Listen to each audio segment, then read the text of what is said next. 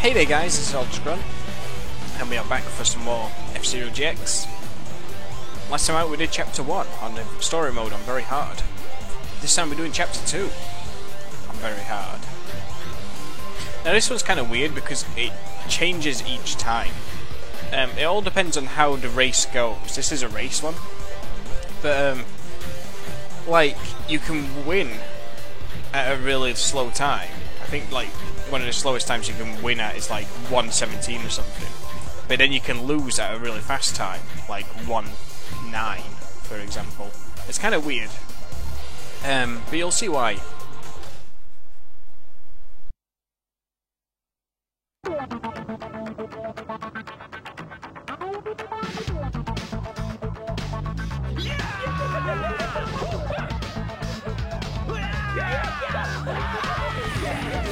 You stole the prize money from us last time. You will pay for that. That's a fine-looking machine you're driving, Falcon. You know the law here in Red Canyon? If you lose the race, you forfeit your machine.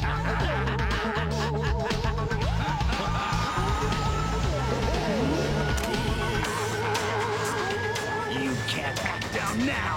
The mighty Falcon can't back down from a challenge now, can he? Let's do it. Alright then, the first one to that checkpoint over there is the winner. I can't lose in my Fire Stingray.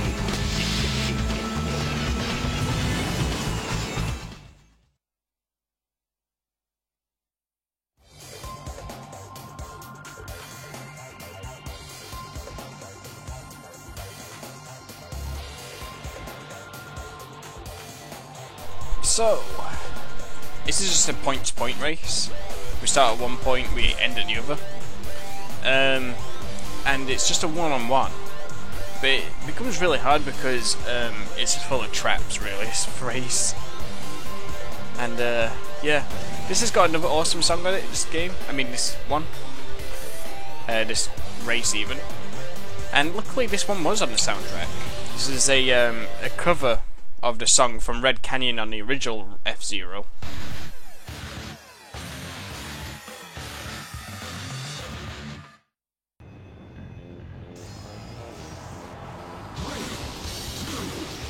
If you're into guitar, you'll like it. Now you have to use your boost in a specific way to do this one, and you need to learn the rock where the rocks fall down, so you don't end up bumping into them. There's plenty of ways you can gain extra speed on this one. If you know some tricks, you can actually just beat this extremely quickly. I think the world record for this, which is a tool assisted, I think it's tool assisted. I think it's like 27 seconds. And basically you got a like shift boost, which is where you go off the track and then you come back on.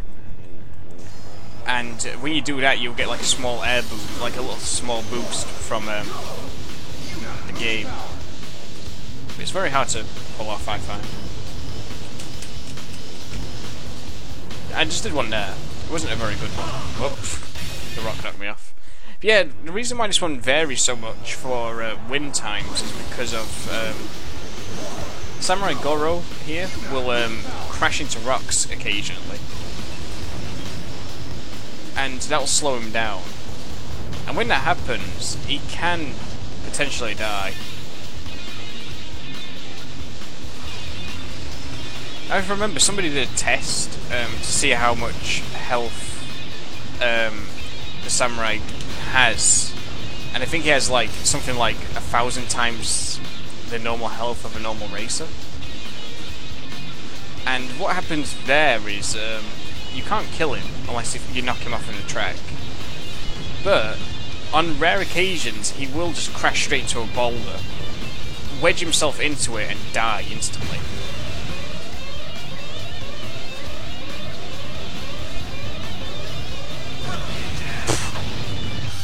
That sucks. But this one, yeah, all it changes with the hard and normal modes is the amount of rocks and the rock placements. I think Samurai Goro is still more or less the same with his AI. I could be wrong though.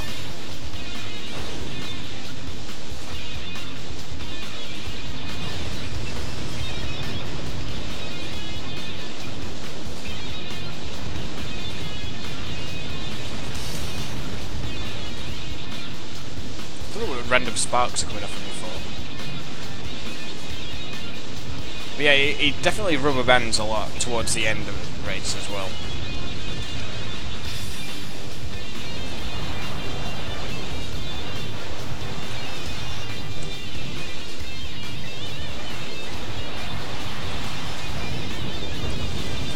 Look at the speed he can maneuver through all these boulders. It's crazy.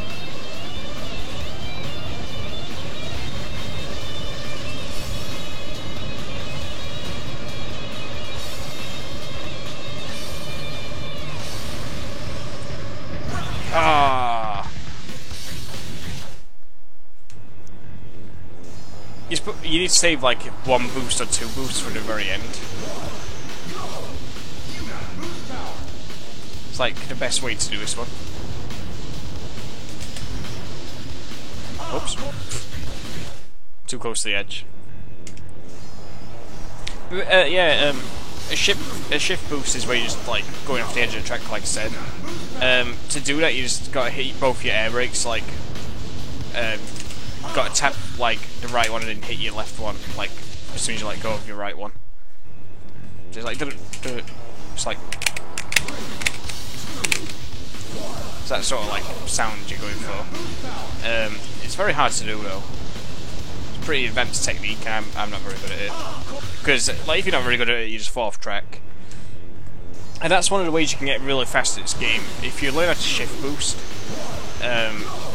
you can obliterate the opponents on like a Grand Prix mode, for example. But it's very hard to do. I never really got super into it because at the time when I originally beat this game, like the other two times I've ever beat this game, I didn't actually know what a shift boost was. I would just do them occasionally by accident, like when I go off track slightly. Or I find a spot on the track where I can go off and come back on really easily without having to mess about.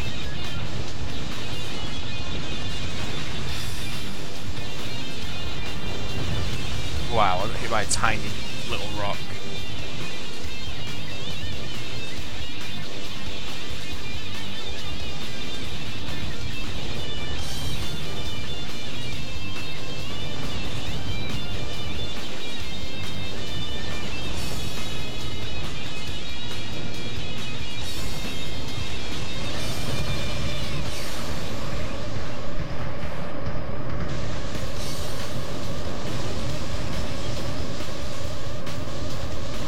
Yeah, he's beat me.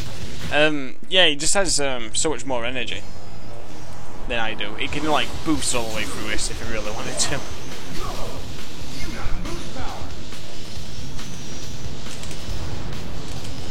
But if you can chain shift boost together, you can just fly straight through his track. Whoa.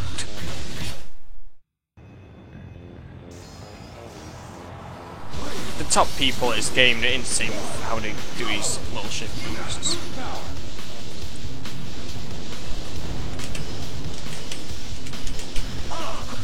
Like, because they can just do it so well, and can be like, be like shifting side to side so quickly and accurately without falling off. No, like each boost just stacks and stacks, and you'll end up with like you'll be at about 1,700 miles an hour in no time, or whatever the speeds are. I thought I'd be able to get in between those two rocks. Lost too much energy there.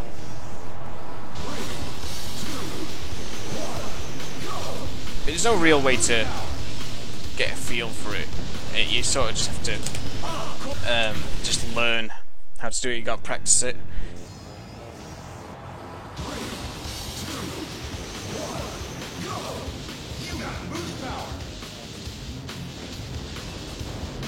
I think one of the best ways to practice it is by playing on Cosmic Terminal, because it's a lot of track where there's a lot of edges to fall off of, but you can practice on that one pretty easily just because there's just so much of the track to play with.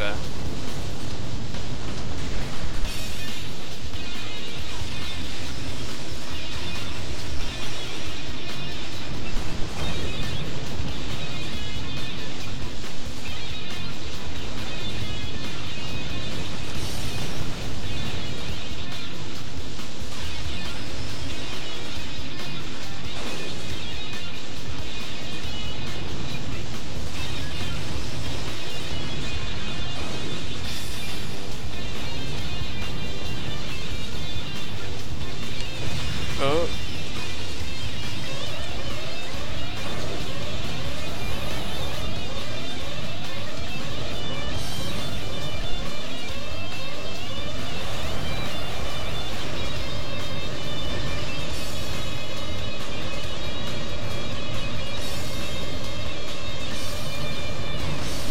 Ah! It rolled back slightly. I would have got through if I moved slightly more to the left.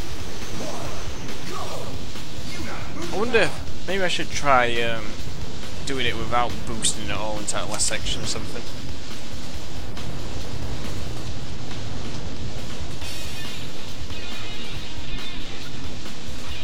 And just rely on his mistakes for me to get past.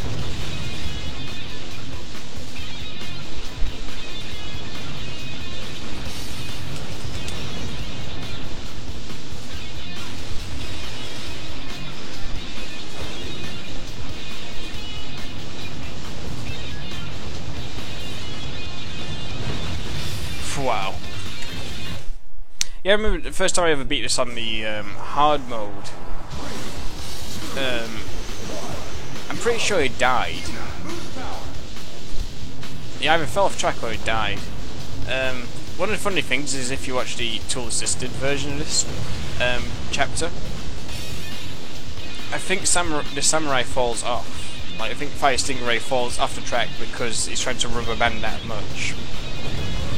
Like, his AI is trying to rubber band and catch up so much that he just flies straight off the track because he can't handle it.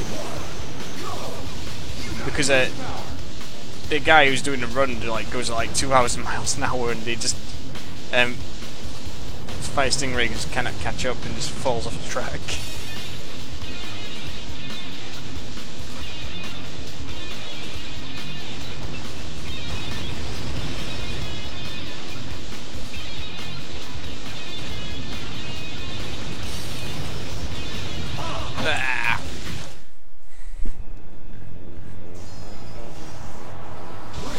This one shouldn't be too as hard though as the first chapter, but it is still very difficult. Like, just because I said this chapter's not as hard, doesn't mean anything on this game.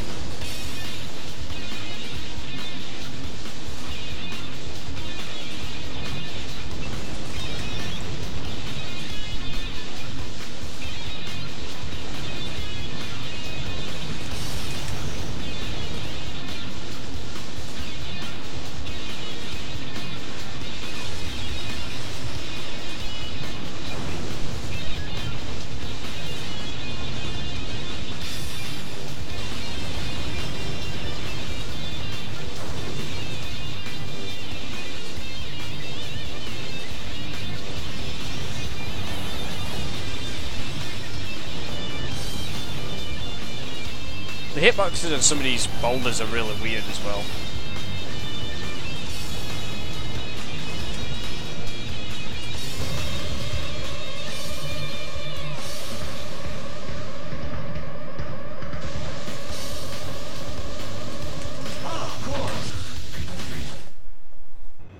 Thinking about this, what makes me laugh is the cutscenes scale. Like, the scale on the cutscenes is really off. Because, like, the machines look massive in the cutscenes and stuff like that. But then, like, when you get into the game, like, the machines are, like, so much smaller than the track you're on. Because when you saw the cutscene, you saw, like, Captain Falcon and Samurai Goro, like, side by side. And, they both took up like the width of the canyon on the track, pretty much. Like the width of the part we're on.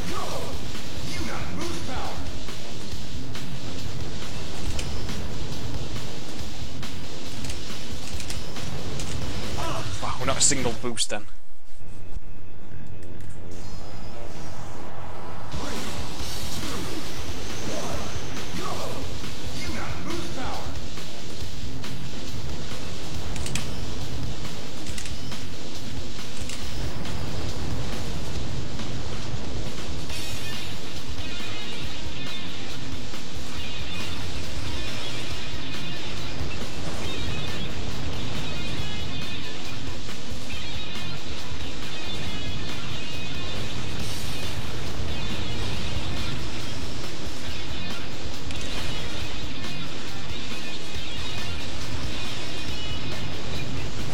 I hit him pretty hard, he stopped when I did that.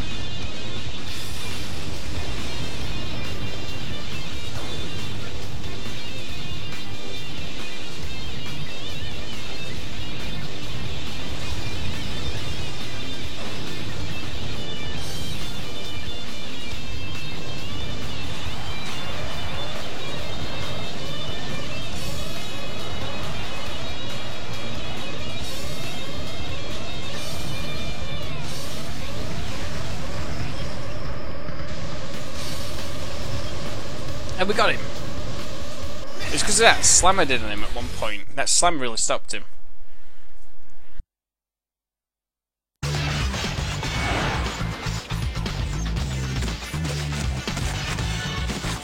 Falcon, I'm gonna get you in the Grand Prix!